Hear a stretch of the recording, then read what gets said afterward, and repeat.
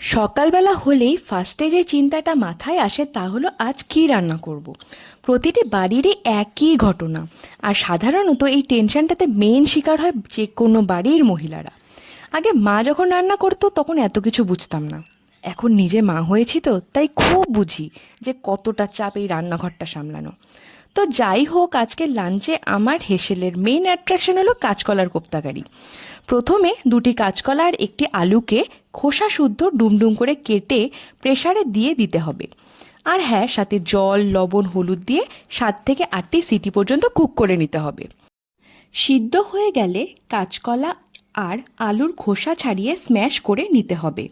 এরপরে একে একে পেঁয়াজ কুচি, লঙ্কা কুচি, লবণ, বেসন, হলুদ গুঁড়ো, জিরে পাউডার, ধনিয়ার পাউডার আর একটি ডিম দিয়ে ভালো করে মেখে নিতে হবে। এরপরে কড়াইতে তেল দিয়ে কোপ্তাগুলোকে ভেজে নিতে হবে। ব্যাস, কোপ্তাগুলো রেডি। এবার হলো কারির পালা। গরম তেলে শুকনো লঙ্কা আর তেজপাতা ফোড়ন দিয়ে একে একে পেঁয়াজ কুচি, লঙ্কা কুচি, টমেটো কুচি, জিরা ধনিয়া পাউডার, লবণ, হলুদ দিয়ে ভালো করে কষিয়ে নিতে হবে।